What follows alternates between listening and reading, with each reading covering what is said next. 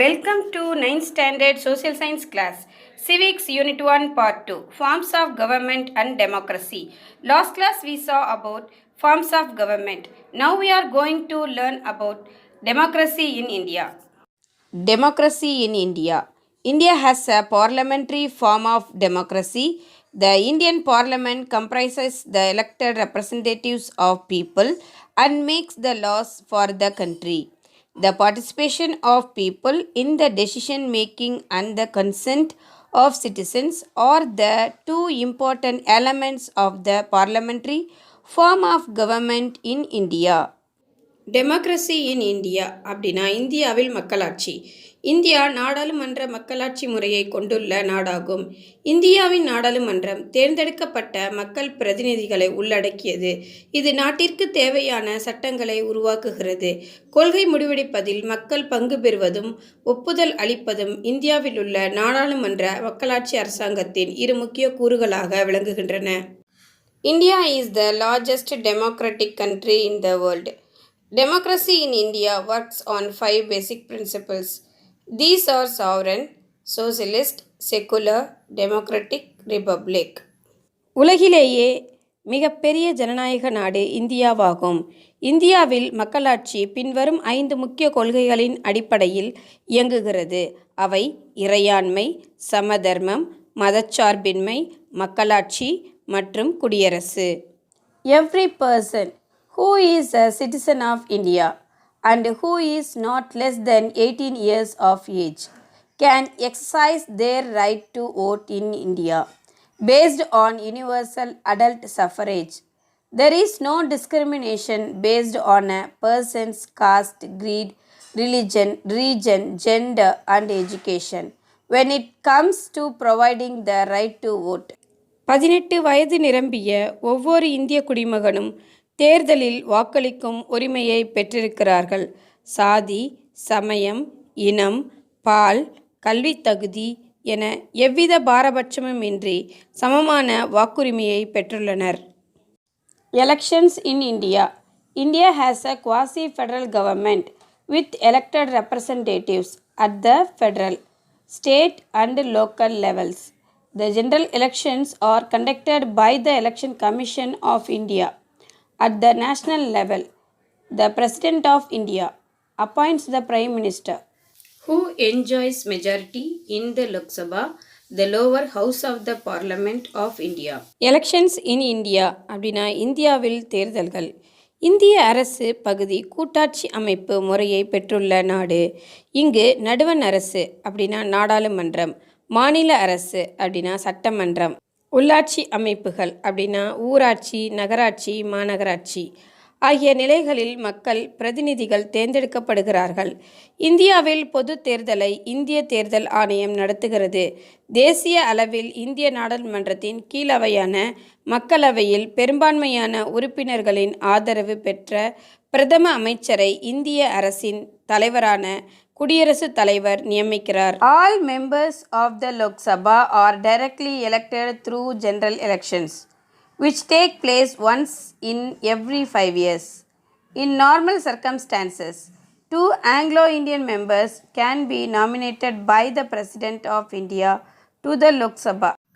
நாடாளுமன்ற உறுப்பினர்கள் அனைவரும் 5 ஆண்டுகளுக்கு ஒருமுறை பொது தேர்தல் மூலம் மக்களால் நேரடியாக தேர்ந்தெடுக்கப்படுகிறார்கள். மேலும் 2 ஆங்கிலோ இந்தியர்களை குடியரசுத் தலைவர் மக்களவைக்கு நியமனம் செய்கிறார். Members of the Rajya Sabha, the upper house of the Indian Parliament, are elected by an electoral college consisting of elected members of the legislative assemblies of the states and the union territories of India. The President of India nominates 12 members for their contributions to art, literature, science and social services. நாடாளுமன்றத்தின் மேலவையான மாநிலங்களவை உறுப்பினர்களை மாநிலங்கள் மற்றும் union பிரதேசங்களில் உள்ள தேர்ந்தெடுக்கப்பட்ட உறுப்பினர்கள் மூலம் தேர்ந்தெடுக்கப்படுகின்றனர். மேலும் கலை, இலக்கியம், அறிவியல் மற்றும் சமூக சேவை ஆகிய துறைகளில் சிறப்பாக சேவை புரிந்த 12 பேரை மாநிலங்கள் அவைக்கு குடியரசுத் தலைவர் நியமனம் செய்கிறார். The first elections in democratic India. General elections to the first Lok Sabha since independence were held in India between 25th October 1951 and 21st February 1952. The Indian National Congress emerged victorious by winning 364 of the 489 seats. Jawaharlal Nehru became the first democratically elected Prime Minister of the country. The first elections in democratic India அப்படின்னா மக்களாட்சி இந்தியாவின் முதல் தேர்தல். India சுதந்திரம் அடைந்த பின்னர் மக்களவையின் முதல் பொது தேர்தல் 1951 ஆண்டு அக்டோபர் 25 நாள் முதல் 1952 ஆண்டு பிப்ரவரி 21 நாள் வரை பல்வேறு காலகட்டங்களில் நடைபெற்றது. மொத்தம் இருந்த 489 இடங்களில் 364 இடங்களில் வெற்றி பெற்று இந்திய தேசிய காங்கிரஸ் கட்சி ஆட்சியை அமைத்தது. சுதந்திர இந்தியாவில் மக்களால் தேர்ந்தெடுக்கப்பட்ட முதல் பிரதமர் ஜவஹர்லால் நேரு ஆவார். Major challenges to Indian democracy. Democracy is the dominant form of government in the contemporary world. It has not faced a serious challenge or a rival so far. In the last 100 years, there has been an expansion of democracy all over the world. The various aspects of democracy and its challenges are.